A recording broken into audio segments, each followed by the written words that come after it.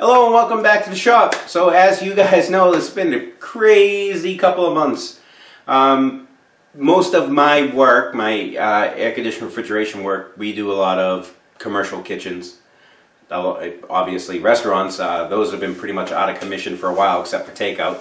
So not a lot of work coming in and out. We've been doing work when we can, getting by on what comes in for service calls to keep our customers up and running that need it. But luckily I work for a really, really good company. I've been paid, my boss is taking care of me. Awesome company. And also the past couple of weeks here, actually for about 4 or 5 weeks, my wife is a nurse. She's an OR nurse actually. And because elective surgeries have been shut down, the actual number of cases has pretty much been just completely way low. So instead of furloughing her, she's having to actually go to the floors and be a floor nurse and help out there. So because of that, she actually hasn't been home, hasn't been staying here, just because my daughter has had a breathing problem in the past. I've had a pulmonary embolism, so if she ever gets sick and we end up catching it for any reason, it'd be a little bit harder on us. So she's been out of the house until her floor rotations are over. So for the past 4 or 5 weeks, kind of been single parenting with the help of family members. And you guys out there that are single parents, major props to you, because I've been going absolutely nuts. And I only have 1 2-year-old. I can only imagine some of you people out there have multiple children that are single parents. But like everybody, been stuck home and just cleaning up the shop, doing those household things. You know, I've been doing projects I've been putting off for 7 years. So so a lot of people have been tooling around on Facebook, reading forums, all different kinds of things.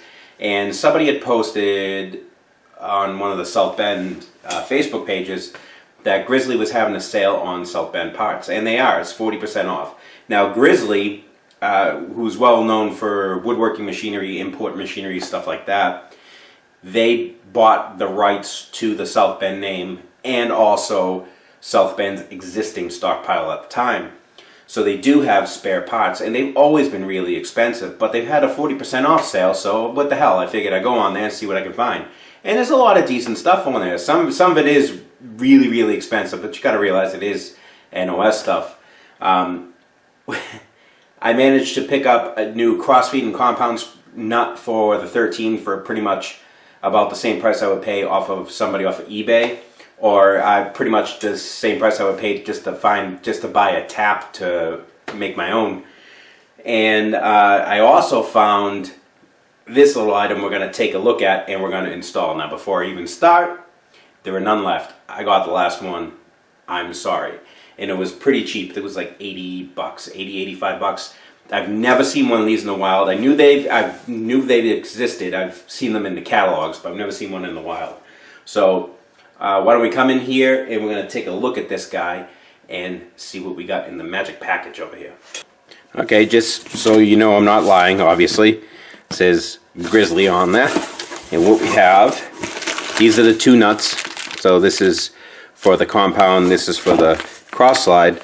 And they look to be, this one is definitely original. It still has the cast surfaces on the side, like the original one. This one, it looks a little more machined than the original ones. Let me just pop this out of here.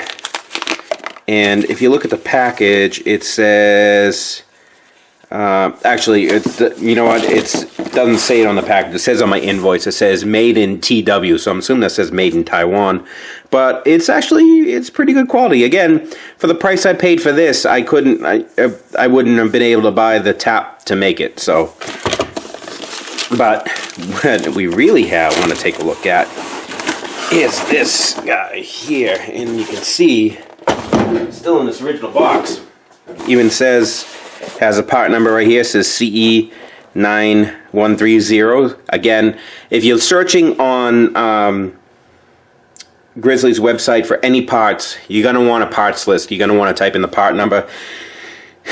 There are the parts are separated by rough category. There is a rough description, and some have pictures, some don't. But like the crossfeed and compound screw, which is labeled as nut. So you're gonna want the parts, and the parts are gonna be the actual Southbend part number you can find on the Southbend parts list with a P, was it PSB prefix. So this would be PSB CE 9130. Again, if you want to try to look that up, it's already gone. So you can see how old this is. This is original. This is the address, Southbend 22, Indiana. Obviously, we don't use that format anymore. I haven't for a while. And it was actually still wrapped in the original paper. Packing ticket. It's packed by number 408. Any claim in the manufacturer of defect tools or shortage in this package should be accommodated by this ticket. Be sure your claim is justified before making the complaint.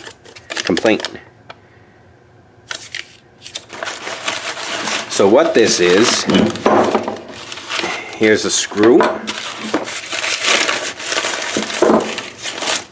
Here are two collars. Well, these are a little rusty, but you got to think they've been sitting in this package for ever and a day. And what this guy is an attachment to raise and lower the table on the drill press. So the Southbend drill press does not have any sort of rack. So to move it, you have to undo the clamping bolt and then just muscle it up and down. And a lot of times that involves twisting it, which is slightly annoying because you have everything lined up at the spindle, especially if you're doing through holes, to go into the hole in the table. And then you have to move it to jockey it up or down to put in a bigger or smaller drill bit. And then you have to make sure that you're back in the hole again. This way here, what happens with this is these collars clamp to the actual column, and then you'll be able to use this screw to jack the table up and down and leave it in the same horizontal plane. So you can also see here's the original Southbend color. So my lathes, we'll compare this to the drill press color, which is the same color as both my legs. Yeah, both of my legs, both of my lathes, and we'll see how close it is. And we get a little bit of a little squeaky, so we'll lube this up, and I'm just going to clean this surface rust up. So I'm going to take this apart real quick, I'm going to clean it up, and we're going to install this on the drill press and see how she works.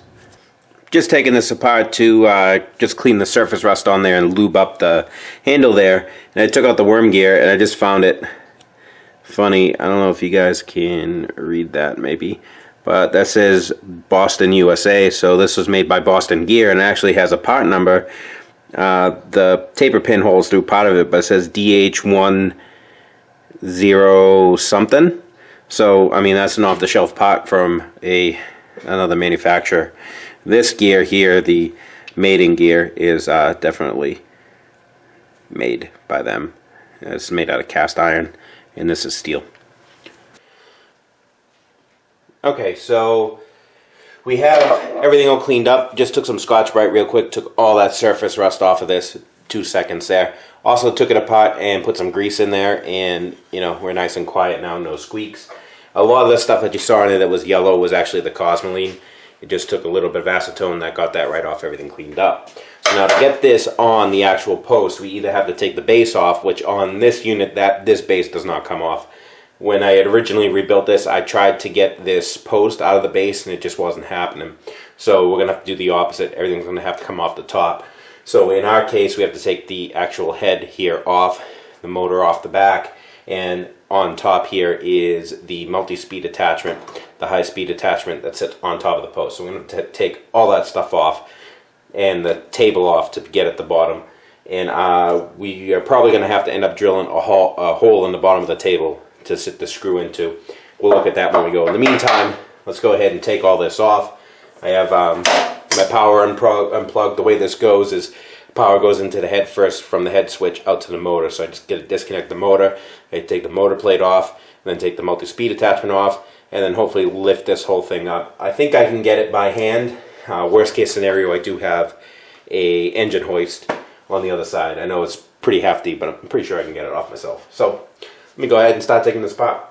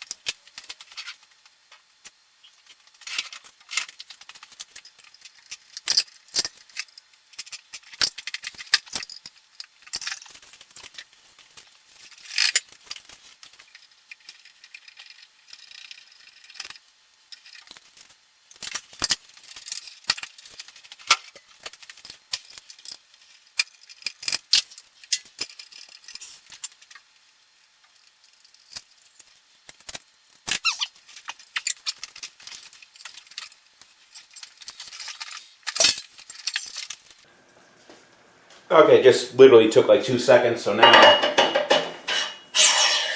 that slides on there nice. Put the set screws to this side here.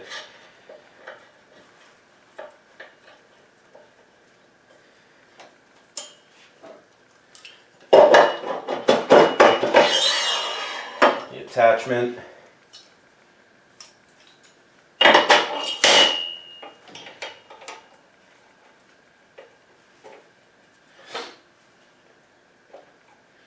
And the other one, so that's still free to pivot.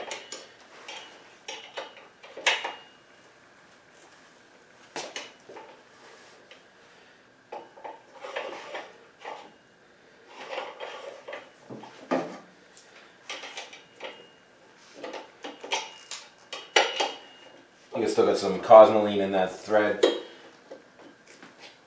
It's snugged up now, but alright. So now the way this is going to work is on the bottom of this table, or somewhere in this neighborhood here, there's going to be a hole. This part of that Acme screw is going to be inserted into that hole, and there will be a set screw that holds this in place. So this screw will be pinned in place, and that worm gear will allow that screw to move up and down. So we need to figure out exactly where this is going to end up on the table. Now my drill press is an older drill press. The date that I found for actually the patent for this attachment was in the 50s. And my drill press is one of the original styles with a little bit different depth rod, and I believe those were built in the 40s. So it could be that the newer ones have this hole drilled for this attachment, but it's simple enough for us to drill it. So we're going to put the table in place, and we're going to figure out where this lands. Okay, so I have this kind of in place, and you can see that this screw is rubbing up against this casting, and there's a split line here right in the middle of this casting. I took the table off so you can see it, and there's also a hole here, and this is for the alignment pin of the horizontal position of the table. So what we can do on the mill is pick up that middle of that split line, or the middle of this hole here. We can stick a gauge pin down it and edge find that. That'll give me the center to be able to drill this, but we're gonna have to relieve the end of this casting a little bit. I need this inserted. I don't think I need it inserted all of that way, but you can see I have about a little over 1/4 of an inch, maybe 3/8 of an inch, or maybe 5/16 of an inch actually here. So I need to relieve this casting here slightly so that it's not rubbing, and I can get this in place and get this little Acme screw buried in there. So I think that's what we're going to do, is set up on the mill right now. Hopefully I can find some way to grab this. Okay, just want to show you the setup here. So I just bolted it down with a strap clamp here, and it was a little off kilter just because it's a casting. So in here I have an adjustable parallel, and that is heeled up against the T-nut of this clamp. So what I did is I loosened the clamp and was able to push this in. That would jack this face up. So I have a dial indicator, or my indicator, on there, and I mean we're within about 1 to 1.5, more than enough for what we're doing there. And then in that, to make sure that I was in the correct orientation this way, what I did was put a gauge pin that fits tight in that pinhole for the table lock, and just indicated along that, and on this here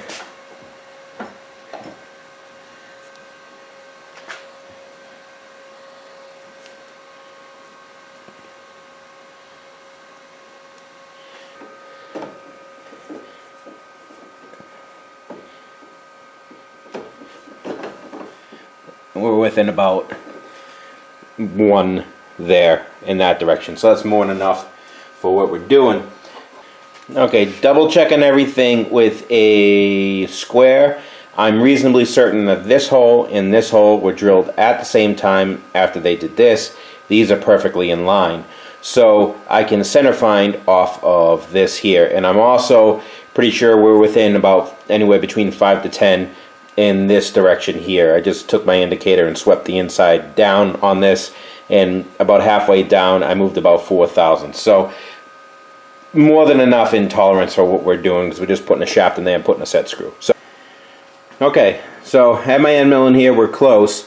There's a little bit of a radius in here, but what we're going to do is we're going to come in with this end mill, and actually I'm going to track it up just a hair, and we're going to come in and we're going to touch this edge here with it, and then we're going to bring it down until we touch this casting, and then we're going to drill in 900 thousandths.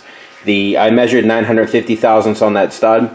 I don't want to go that deep. In other words, I don't want the weight to be taken up by the threaded portion of that little stud. I want that stud buried into this. So that's the way we're going to do it. So right now, start this guy up. I'm going to come in. Alright, there's our touch. Walk the table.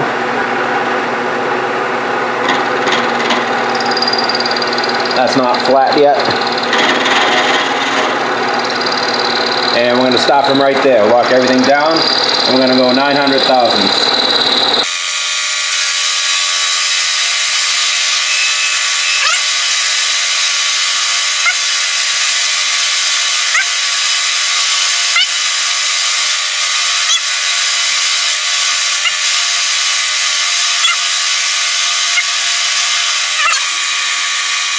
So slightly annoyingly, what it was actually in the container labeled 9/16 is actually a 5/8 end mill. So no big deal. It's a little extra clearance. We're going to go down and just make this all nice and flat. Now I have the power feed engaged, the power feed trip engaged, but not the actual power feed, so I can feed it with the hand wheel. And that's the way we're going to feed this down.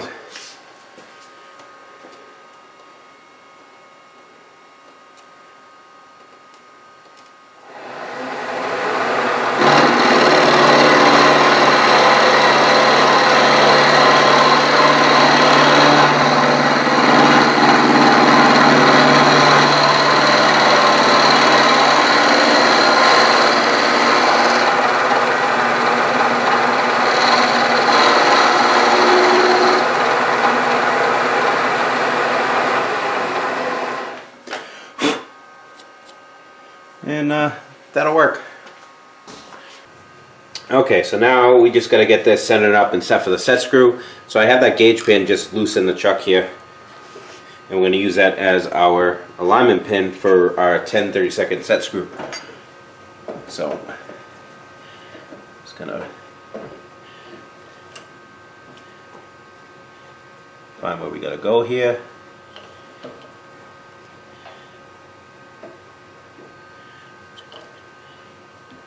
And there it is right there. Alright, so I'm going to loosen up put the pin in there, and then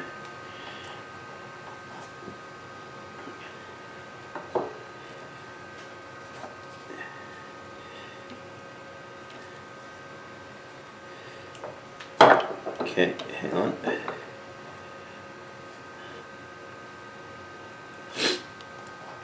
And then tighten down the vise, and we're good enough for a set screw.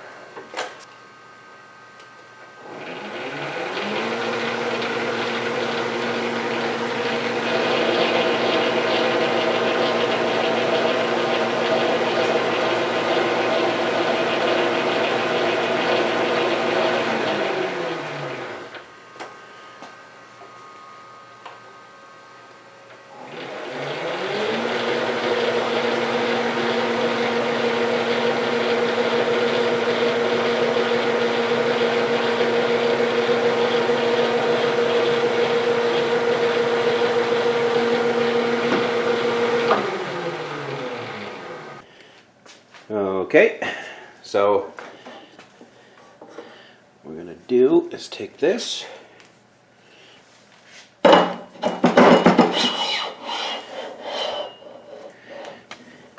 And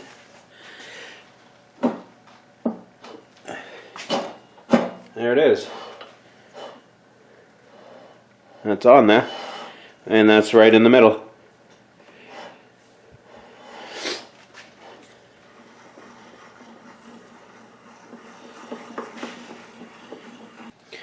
Okay, so basically what we have here is, here's our table lock. So there's unlocked, and we can still swivel. And we can swivel a lot easier because we can swivel it left and right. Before, you used to have to support this with your hand when you swiveled it. Now you can support it on the collar. Then you can lock it down. Alright, so now we're in line with that center hole. And now, before, if you wanted to raise or lower it, what you had to do is you had to unlock this and kind of wiggle it down and then realign your center hole. Now all we need to do is just unlock that. We don't have to touch anything else. And we can just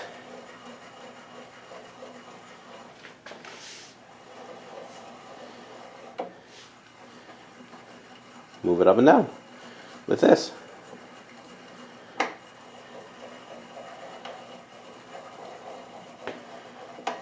And there it is. All done and all installed. Hope you guys enjoyed this video, and we will see you on the next one.